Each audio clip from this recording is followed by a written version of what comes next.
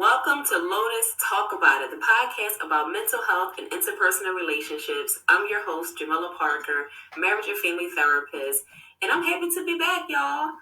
I miss y'all, and I say that like I can see y'all, but what I really mean is that I miss having those conversations after someone had listened to the podcast. So I am back. It is 2024. I have to be honest, things doesn't feel that different. So I'm going to continue to do what I've been doing because things are falling into place. And, at the top of every year, this is the time where a lot of people have a New Year's resolution or a goal that they're working towards. And, I don't have a specific goal that I'm working towards, but what I really want to do differently is to just enjoy the journey, the good, the bad, because it is my story. And we all have a journey.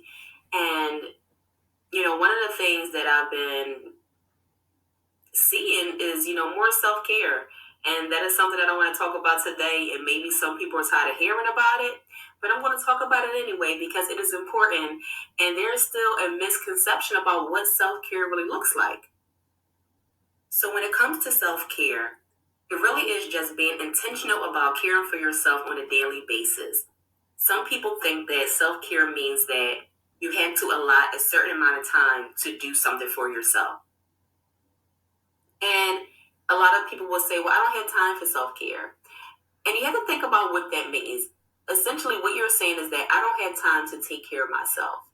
And yeah, I've been there. I've been there where, you're putting everyone's needs before your own, being in toxic work environments where I would forget to eat or be too exhausted to eat. And, when you're constantly putting people's needs before yourself or, being in toxic environments, what this does is causes a lot of negative emotions, a lot of depression, stress, resentment. So all this comes from not caring for yourself the way that you would care for other people.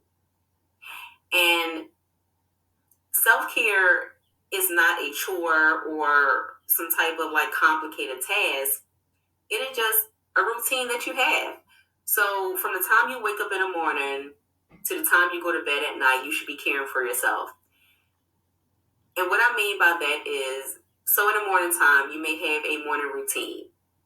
Whether that is working out, praying, meditating, drinking coffee, listening to music, whatever that is for you, you are taking some time out to gather your thoughts and process that you are awake and you are ready to start the day. And throughout the day, you want to make sure that you're caring for yourself. And that can look like setting boundaries. That can look like taking breaks, whether you are at school, at work, take a nap if possible. Oh, how I wish I can take a nap. Oh, man, I'm so jealous of toddlers. Because those little naps, they matter. Like those little cat naps or those power naps where anywhere from 15 minutes to an hour, it felt like you've been asleep for 3 or 4 hours. Oh, man, they are the best. So, yeah, nap if possible. And for me, I work from home, but I still get tired. I'm looking at the screen all day. So sometimes it looks like the words on the screen are blending in together. Sometimes my vision is getting blurry. So I have to step away from the computer. Maybe I'll take a little walk. I'll grab a snack. I may shut my eyes for a few minutes, listen to some music.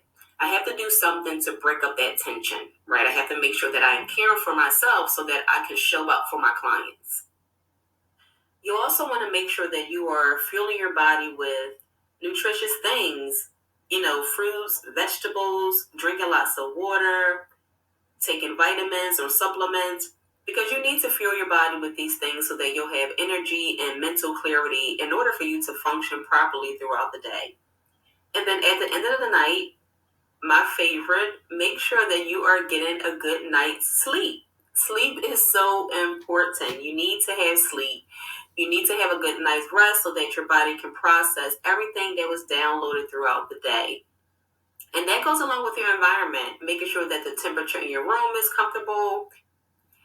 And I recently bought some blackout curtains, and that made a huge difference in my room and, on my sleep. because I've struggled with insomnia for a really long time, and I've been trying to figure out the right remedy, and I think I've almost got it.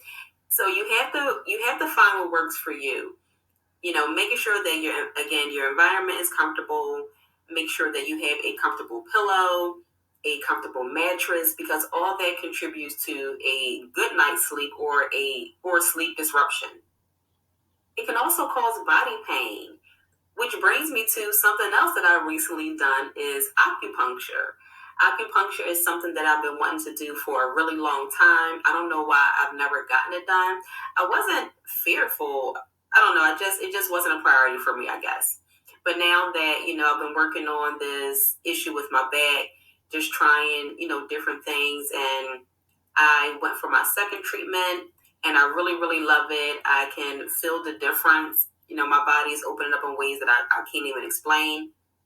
And the best way I can explain acupuncture is that there are little thin needles that are inserted into your nerve system, and it helps stimulate natural abilities, the natural healing abilities in your body.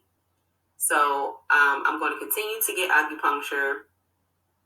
And I want you to keep in mind that even when you are being intentional about caring for yourself on a daily basis, it doesn't mean that your life is going to be perfect and that you are never going to experience any negative emotions, right? This means that it'll just make it easier for you to bounce back when you do come across any obstacles. And it also means that you are loving yourself as you would your material possessions, your luxury car, your expensive purse, your shoes. You make sure that you take care of these things because you spent a lot of money on this. So you have to look at yourself like a luxury, not the self-care practice per se, but you are the luxury and you deserve to be nurtured and loved on and taken care of just the way you would take care of your material possessions, because I'm really disciplined with my self care. And there are still some days where I feel like my head and my body are just not on the same page. And those are the times I like to go into solitude. I'll take these weekends of solitude where I'm not watching any television, I'm not listening to any music, I'm not talking on the phone. I may respond to a text here and there, but throughout the entire weekend, I'm doing everything in complete silence. I love to just tune out all distractions and just listen to my inner voice, which is the most important. So yeah, acupuncture is my new self-care practice. I'm going to continue to utilize that. And I want to hear from you. Let me know